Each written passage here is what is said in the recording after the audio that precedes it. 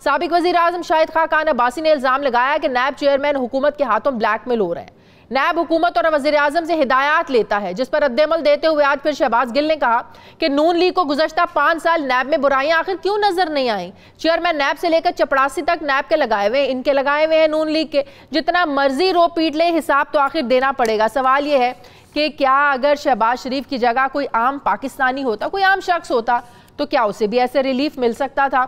इस सारी सिचुएशन पर मैं बात करूंगी। मुझे ज्वाइन किया है सीनियर सहाफ़ी तज्ज़ियाकार सुहेल वड़ाइद साहब ने। अस्सलाम वालेकुम, बहुत बहुत शुक्रिया सुहेल वड़ाइद साहब आपका। सुहेल वड़ाइद साहब, कल से जो एपिसोड एक चल रहा था नैब और शहबाज शरीफ साहब के दरमियान, जिसका ड्रॉप सीन आज हुआ कि 17 जून तक के लिए अदालत ने नैब को रोक दिया कि शहबाज शरीफ को गिरफ्तार ना किया जाए।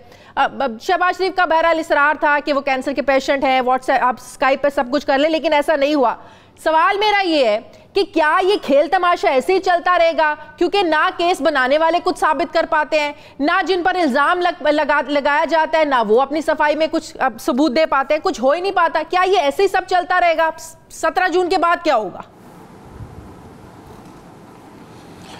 बड़ी मेहरबानी जी। देखें, कोरोना के दिनों में बड़ा सुकून था। हर कोई दबक के बैठा हुआ था। शहबाज शरीफ साहब खुद भी लैपटॉप तक महदूद थे, लेकिन इस वाक़या ने एक सियासी सरगर्मी पैदा कर दी। पहले शहबाज शरीफ साहब के घरों के ऊपर जब नैब वाले गए तो वहाँ लोग जमा हो गए, नारेबाजी हुई।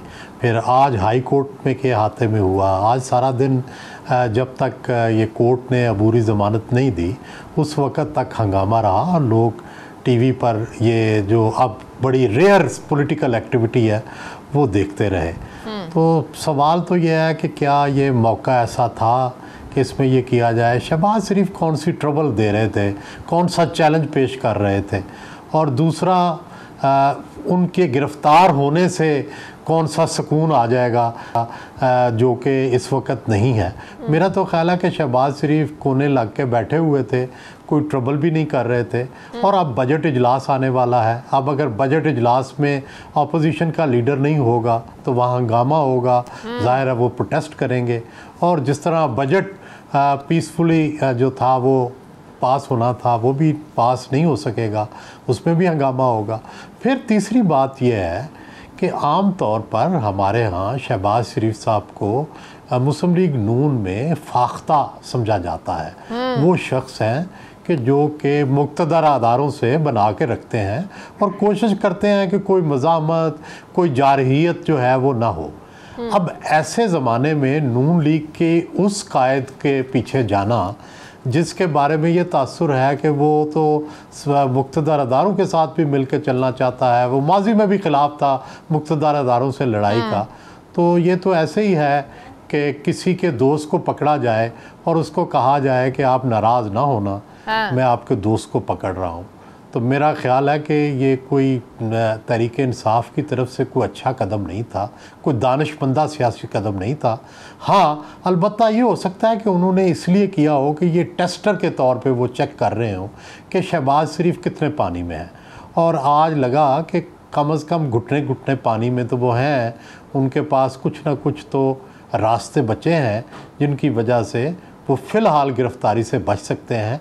और कल को वो गिरफ़्तार शाजिया हो गए तो सियासी फ़ज़ा तो मख्तर होगी, कौमी असम्बली में तो ज़ाहिर है गर्मी आएगी, लेकिन ओवरऑल भी ये तसर उभरेगा कि हुए तुम जिसके दोस्त उसका दुश्मन आसमां क्यों हो, तो वो दोस्ती दुश्मनी पे भी सवाल उठेंगे। अच्छा सुहेल वड़ाइद साहब, मैं आपसे ये पूछूं कि क्या इस वक्त इस मुल्क का सबसे बड़ा मसला क्या वाकई करप्शन है? क्या इस हुकूमत के पास एहतसाब और करप्शन के बयानिए के अलावा कुछ बचा नहीं है? इन 2 सालों में आप देखिए अपोजिशन की गिरफ्तारियां, फिर अब आप देखें जो चीनी स्कैंडल की जो रिपोर्ट सामने आई है, और फिर जो इनके करीबी साथी इमरान खान साहब के जहांगीर तरीन साहब, उनको एहतसाब के शिकंजे में लेके आना।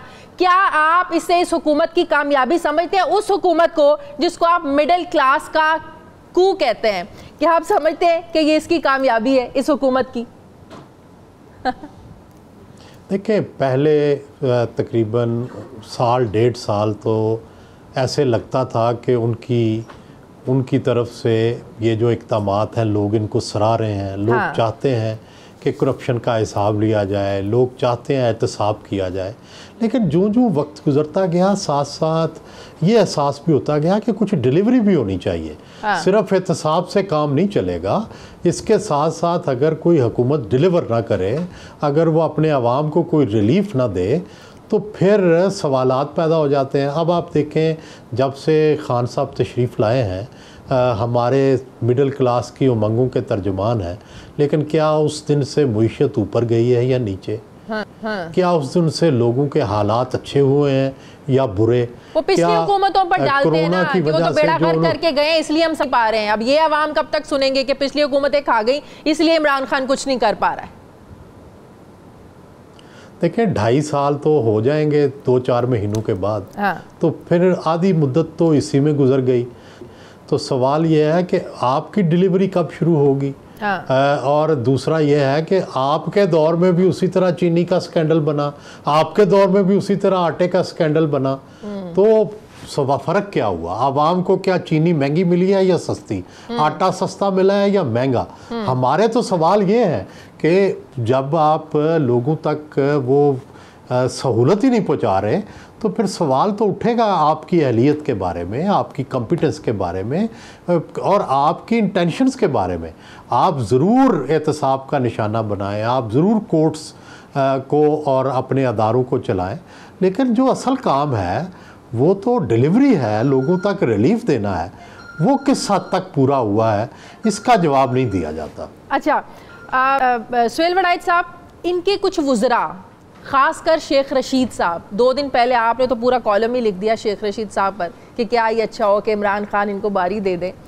ये जो शेख रशीद साहब की पेशन गोइयाँ होती हैं, क्या ये वाकई पेशन गोइयाँ हैं या इसके पीछे कहानी कुछ और है कि नैब ने टार्जन बन जाना है, फ़लाँ की गिरफ्तारी हो जाएगी, फ़लाँ की गिरफ्तारी हो जाएगी? ये क्या कहानी है, क्या माजरा है?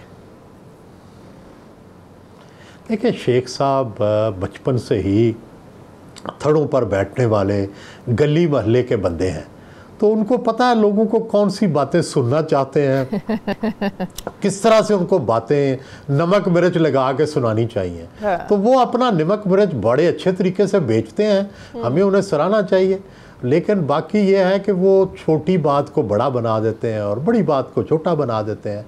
तो मेरा ख्याल है कि उनकी बातों का मज़ा लेना चाहिए, और कभी कभी उसमें ज़ाहिर है वो सुनी सुनाई इस पिंडी में रहते हैं, तो उन तक कहीं ना कहीं से उड़ा के कोई बात आ भी जाती होगी, तो इसलिए उनकी बातें सुनते तो हैं। लेकिन मैं तो ज़्यादा मज़ा लेता हूं। ये पेशन गोई आप नहीं समझते कि हुकूमत का तासुर इससे अच्छा नहीं आता? जब वाकई वैसी कोई गिरफ्तारी होती है जो नाम लिए जाते हैं, तो फिर वो जो एक नैब और न्याजी गठजोड़ का एक तासुर है या जो इल्ज़ाम है अपोजिशन का, फिर इसको तकवीत मिलती है।